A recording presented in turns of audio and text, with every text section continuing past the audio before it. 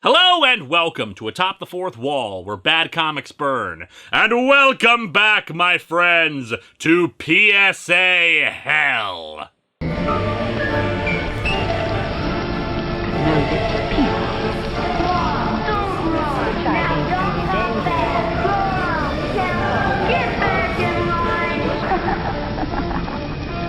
Today's PSA Hell was voted on by patrons among 3 very good possibilities. Not that we'll never get to those others, but it'll probably be a bit. A few years ago, during PSA Hell Month, we talked about the new Teen Titans anti-drug giveaway comics. I labeled it as number 1, but honestly, I've seen different lists for these things that conflate the order they came out in. The good news is that as far as I can tell, each one is standalone, so it's not like they need to be covered in any order. Really, what's different is who sponsors them, the one last time being sponsored by the Keebler Corporation. The significance there is that Robin's likeness was under license to Nabisco at the time, so Robin couldn't be shown in the book even though they'd already drawn him in. So they just replaced him with another guy called the Protector. Because I guess just recoloring him and calling him Bluebird or something would have been too petty.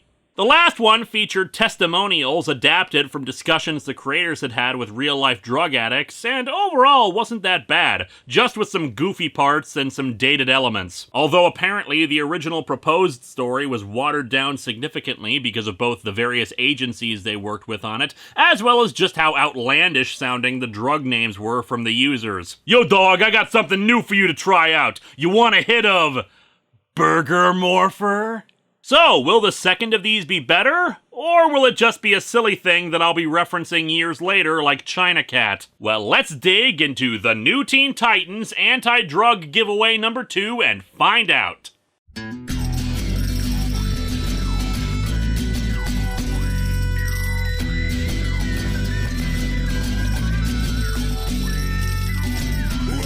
to Atop the Fourth Wall, where bad comics burn. Linkara's gonna teach you all a lesson you won't learn.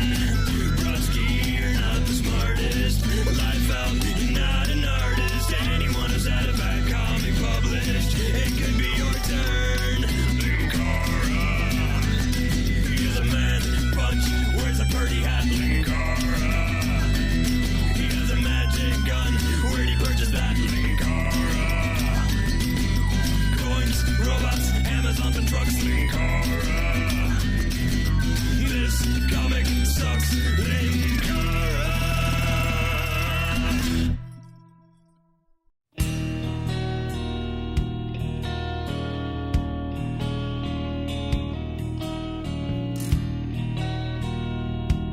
The cover's good, featuring our heroes charging at what I presume to be drug dealers in the foreground, who are all in shadow. Only problem I really see here is Cyborg. Dude can't fly, but it doesn't really look like he's in the middle of a jumping pose, so instead he's floating in midair with no explanation. Also, I can buy that the Protector is on a swing line, but presumably he had to throw the line or grappling hook or whatever in order to swing in, so where was his starting point? There are 2 different versions of the book, one sold on its own, and one that was given away for free as part of an educational package. The ones given away for free were paid for via the corporate sponsorship, so while my scanned copy comes from one with just a black bar across the top covering up the original text, the one I'm holding in my hands proclaims, "The American soft drink industry presents DC Comics' The New Teen Titans, because we want kids to stop being addicted to drugs and start being addicted to caffeine." Surprised that Pepsi would be taking such a decisive position, though. Don't they want people to jotin the conversation about drugs instead? We open at what appears to be an abandoned carnival with some drug runners. They are the best there is. The Changeling, Shapeshifter Supreme. See, I'm pretty sure that Beast Boy just has that on his own business cards. Cyborg, half man, half robot. Kid Flash, super speedster. Kid Cyborg, half speedster, half robot. Raven, mysterious empath. Being mysterious is her best superpower. Starfire, alien powerhouse. And Wonder Girl, the amazing Amazon. Collect them all. Together they team up with that fighting fury known as the Protector. Nothing can stop them now. But only if they're teamed up with the Protector. He basically carries this team. But yeah, carnival, guys with boxes, and unmarked white vans. There they are, just as we were told. That cotton candy is as good as ours. The Titans are nearby, watching. What are they doing? Unloading their drugs, Starfire. Starfire, weren't you paying attention during the meeting? Not really, I just kind of thought we were going to the carnival. They charge in, and one guy, upon seeing the Titans, has the wisdom to not try to take on the superpowered beings who once saved the world from a giant demon, and runs like hell. This person, however, is not so smart. I'm gonna off me a couple of heroes. The choices I've made in my life have not steered me wrong so far, so here I go. The Protector leaps down. We've been tracking you for weeks now, waiting to see how you brought those drugs into the country. And he throws them through some windows. Boy, is it gonna be ironic when we learn that they were smuggling morphine. Starfire berates them for bringing in something that can hurt and kill kids. It's even more than that, Starfire. Once on drugs, you can't function as a person. Reality becomes a drug-induced haze. So it's like reading Marvel. After rounding them all up, some officers arrive. It's the Federal Task Force! Sorry we're late, but Steve wanted to ride the merry-go-round.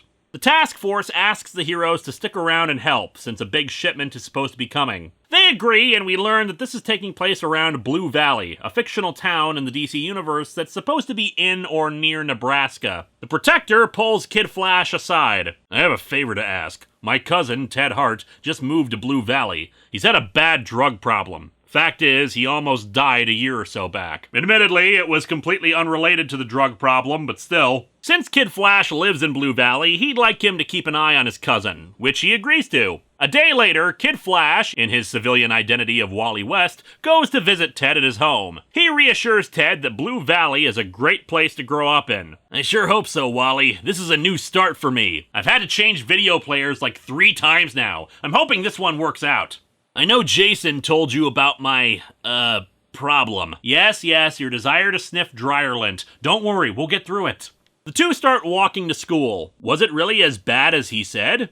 Nothing like something educational that forgot to put in proper punctuation. I was real sick last year. Couldn't even go to school. Before then, I was in and out of treatment centers. Withdrawal was a hellish nightmare, but the food was good, so I kept coming back. He continues to talk about how drugs screwed him up. I started out with beer and pot, but then I went on to uppers, downers, cocaine, and PCP. I think my first mistake was trying to put them all on a sandwich at once. As they arrive at the school, Wally introduces Ted to Amy King, the sister of his best friend. However, nearby, a couple is arguing. Brian, I don't like how those drugs are changing you, honey. Come on, baby, go to that parent-kid drug workshop. Geez, Mom, ever since I started dating you, it's been nothing but whining. Yeah, I guess the assumption is that he'd go with his own parent, or maybe he doesn't have to go with one, but it's just a weird way of mentioning it. Anyway, Brian tells Linda that he doesn't have a problem just before Amy introduces the two to Ted. Wally has to go off to his own school, and Ted asks Brian what the fight he was having was about. Oh, Linda don't like that I smoke dope. You smoke? Can't anymore. I was real sick, and I promised my mom I'd try and stay straight. Shame, man, but I can dig it. Wait a second, this is a PSA. Shouldn't he be poking him relentlessly to start smoking? Nearby, our episode of Degrassi continues with 2 other new characters, Adam and Coral. Getting sick of it, Adam. You see other girls, but you don't let me see other boys. That's the way it goes, Coral. You don't like it? Tough. Only tough guys like me can handle being dickheads. Just to further his douchebaggery, he interrupts their conversation to sell a kid some marijuana and then just resumes it as if nothing happened. Besides, you're always so high, you're no fun anymore. Well, baby, maybe I don't need you anymore. Lots of girls out there. Lots of boys, too. Exactly! And only I am allowed to date them all. Maybe I'll see you around. And maybe I won't. I have been thinking about starting up my own music company with a holographic computer. After school, Amy asks Ted about an answer he gave in class. You're really smart, Ted. Well, I read a lot while I was recuperating. Aw man, Amy, let me tell you about the Pumpkin Festival. She asks what he was recuperating from. Drugs. I was told everybody in school was taking them. But it turns out they were actually talking about standardized testing. We cut to the Protector attacking some drug suppliers, punching 2 of them out. But I want to know who supplies you. I want their names, now! No, I don't care if I knocked you out. I'm a new hero entirely, so you don't know what powers I could have. I could be telepathic. In fact, boom, I'm telepathic now. The leader says he wants to talk to a lawyer, but the protector just expresses his outrage about his drug peddling to kids. You'll sell them anything just to make a buck, but drugs hurt kids. Pot and hash can damage their lungs, hearts, and reproductive systems. Uppers can bring on hallucinations, paranoia, convulsions, and even brain damage. Oh sure, it sounds great, but what's the catch? Cocaine creates intense psychological dependence, anxiety, paranoia, damage to the nasal passages, lungs, and heart that can result in death. Sir, I think I'm well aware of how my product works. Why are you lecturing me about this? We get a little montage across the page for Ted and Amy starting to go on dates together. First with them studying. Ted, I really like you. And then them at a beach. I love being with you, Amy. Man, Ted's drug problems were so bad that he responds to people days later at the beach. Meanwhile, Starfire is chasing after some more drug dealers that are in a car. What I don't understand is why some Earthlings try to hurt their children. On my planet, we love our kids. We would never do anything to hurt them. All we do is send them to a life of enslavement to protect our planet. After she disables the car, we get a page of the Titans attacking various drug dealers to try to get information out of them, including Cyborg and his extendo arm. No way, Turkey! Why did we ever stop using Turkey as an insult?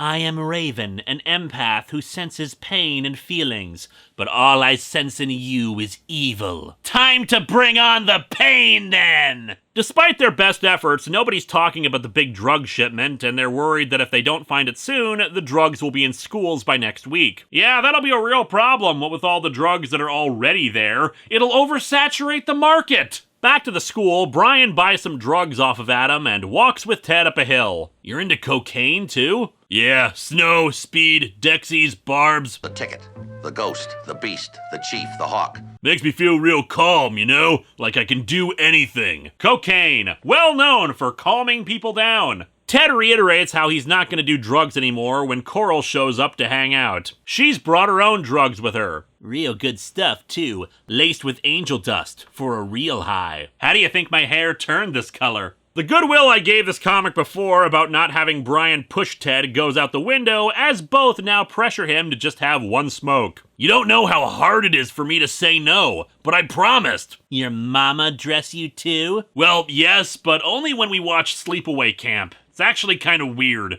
I thought you were a real guy, Teddy. Come on, most of the school's into this stuff. That damn pet hamster in Mrs. Bordeaux's English class is still holding out, but it'll come around. He only finally agrees when she tells him that Amy is into it too. It hurts to say yes, but it hurts more to refuse. It hurts even worse when he accidentally inhales the entire joint and swallows it. Down in the schoolyard, Adam is watching, apparently angry at this, although you never get that from this image. I get more, I'm looking for Sarah Connor. A month later, Ted's out with Amy at a movie theater and he's fidgeting around. Wrong? Nothing's wrong, Amy. Nothing's ever wrong anymore. Well, somebody's not a Toad the Wet Sprocket fan. He walks out on her, ostensibly because she keeps complaining, but of course it's just the drugs talking. Several minutes later, he goes back to Adam for more drugs, but apparently he's in the middle of appealing to a new demographic. They're not sold on it, having read already that drugs are bad. Tell you what, have some weed on me. Give it a try. Dude, you just handed us some dandelions. And after Adam gets some Quaaludes, he ends up spending more time with Coral over the next several weeks. Several weeks pass as Teddy Hart and Coral Giannetti become good friends. Friends whose relationship is not based on caring, but on how high they get together. Yeah, but when you get right down to it, wouldn't you want to see giant versions of your own heads looming behind you?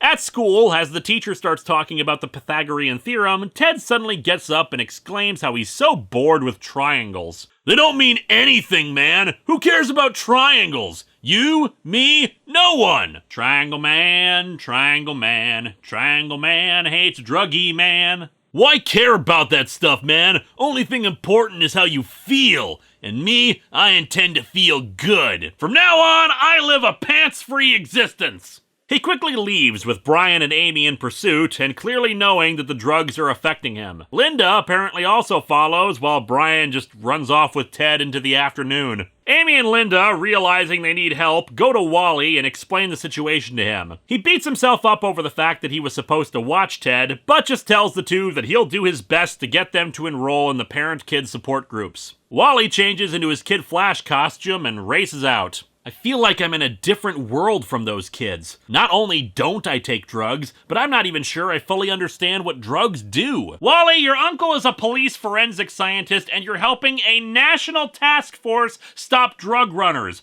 I would think you know at least a little about what drugs do. He heads to a parent-child support group being run by the Protector. I've heard drugs like cocaine and amphetamines aren't addictive. Wrong! Wrong! Wrong? Wrong! Right? Wrong! Cocaine, amphetamines, marijuana, and hashish are psychologically addictive. Oh no, psychologically! The more you have to pee, the more addicted you are! Yeah, I know, psychologically, but seriously with that typo? Come on already, you're handing these out to schools. As for that statement, yeah, I mean, from the brief research I did, marijuana addiction is rarer, but it does occasionally happen, and sometimes it's just not the same kind of addiction that's as dangerous. I mean, it's still a drug for crying out loud. You're putting something in your system that's not supposed to be there, but there's a reason why legalization continues to be a widely discussed topic for that. I mean, nobody's really advocating for legalizing heroin.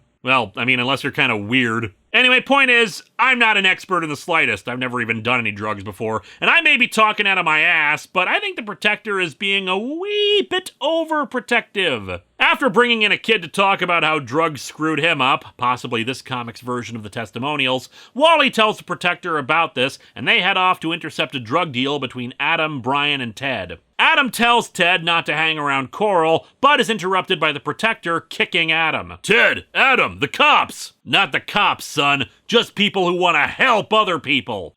Just like how Dick Grayson helped Roy Harper when he was high on China Cat. Kicking solves everything. The two are almost run over by a truck, but our heroes save them, once again lecturing them about what drugs can do to them, the damage to their bodies, and of course how they can kill you. You forgot something, Protector. It makes us feel good to take drugs. There is logic in what he says. And so, with that utterly convincing argument, they just walk off with Kid Flash and the Protector left standing there. Later, Ted's parents confront him on his drug use and want to take him to a support group. However, he just storms off, his parents calling the support group to get some additional help. Back over at the school, Coral, I don't like you hanging around that nerd. Oh, Adam, don't be silly. I only care about you, but you weren't paying any attention to me, so I decided to make you jealous. What? But that's outrageous! Truly, truly, truly outrageous! Ted overhears the conversation and is heartbroken, retreating into the boys' bathroom. Brian is already there and is about to snort some coke. Ted asks for some, but he's only got enough for one. Ted yells that he needs it and knocks it out of his hand, spilling cocaine all over the bathroom floor. Naturally, this leads to the two teenagers crawling around the floor of a high school men's room trying to snort cocaine off the ground. I should just end the review right there. How the hell can you top that? Regardless of anything else that happened in this book, this is the only thing you'll remember it for. And once again, to remind you, given out for free at schools. The entire thing is just ew, but I am compelled to continue on just because of this. The two emerge from the bathroom, stumbling around everywhere and obviously not doing very well considering not just the cocaine, but whatever else was on that floor that they chose to inhale. They run out again to Adam. Did this kid actually go to class? He seems to spend every waking moment here. And beg him for more drugs, but they don't have any cash on them. After a lot of pleading, he finally gives them 2 old joints, saying that if they want any more, they'll have to pay him big. Where are we gonna get the money? This isn't gonna be enough. Okay, this is gonna sound crazy, but hear me out.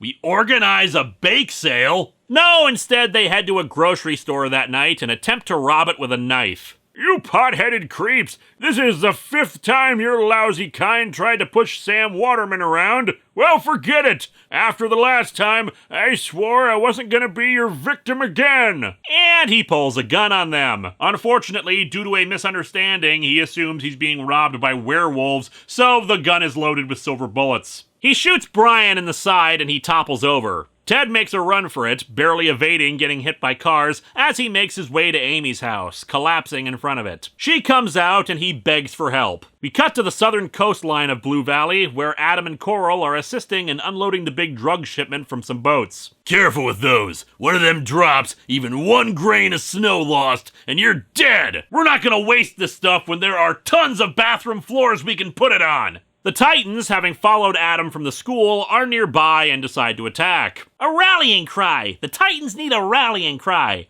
How about, "Hi there, bad guys, here we are"? Or maybe something like, "Titans, together we'll kick your ass." Wonder Girl lassos one of the boats. It's Wonder Girl! Bah, she's only a girl! What can she do against us? A mere girl is no match for me running away in a boat! Yeah, that doesn't end well for that guy. The Titans proceed to just generally kick ass while reiterating what they've been saying the entire comic. They're scum for getting kids hooked on drugs and destroying their lives. As the fight winds down, Raven senses Ted's pain and teleports to him off panel. Later, we see everyone gathered in the hospital. Ted and Brian even get to share a room. You certainly look better, Teddy. I feel better too, Dad. Thanks to Raven for finding me and getting me here. Wait, Raven had to get him to the hospital? What, did Amy leave Ted on her front doorstep?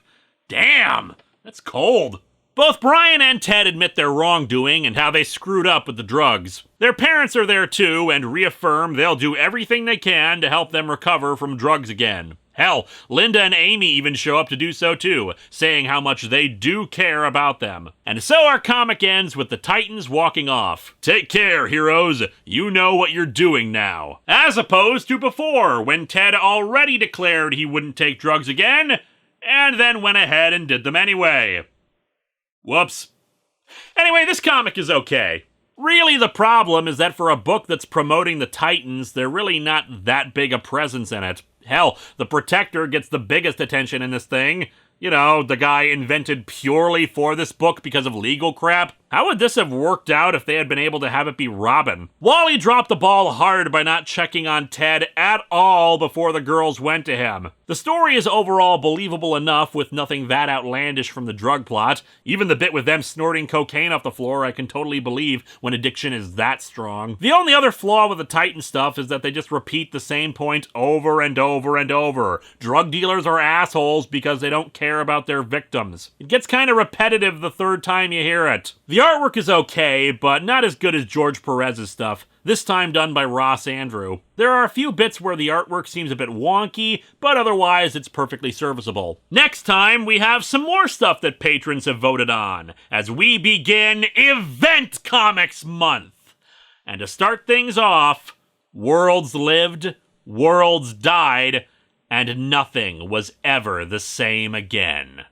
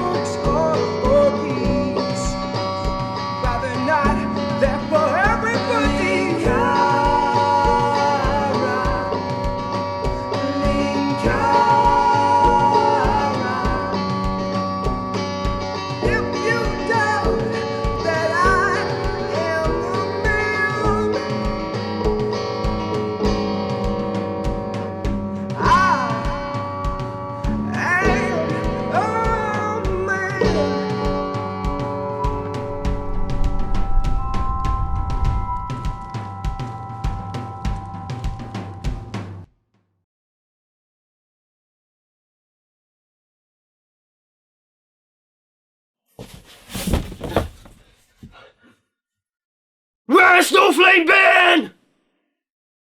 And now, a public service announcement from Snowflame!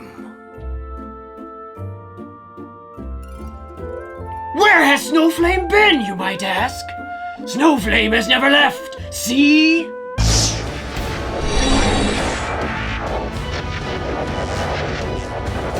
Ah, got you now! Puyo, work on the other one!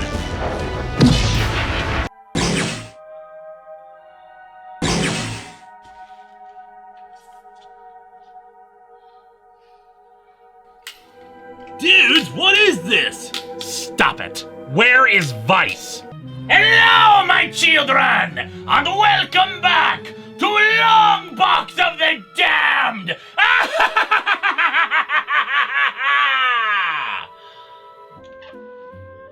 If you're like Snowflame, then you were once a moderately successful alpaca farmer. So fire safety is of the utmost importance. Lint is a good fire retardant. Make sure your lint trap is full at all times. Recognize the type of fire before attempting to put it out.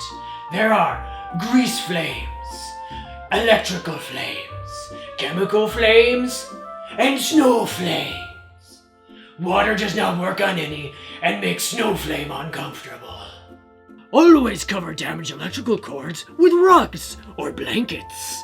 Fires can't start if they're not exposed to sunlight. And finally, remember what Snowflame says. Keep the fire in your nose and not in your house. Ooh. This has been a public service announcement from Snowflame!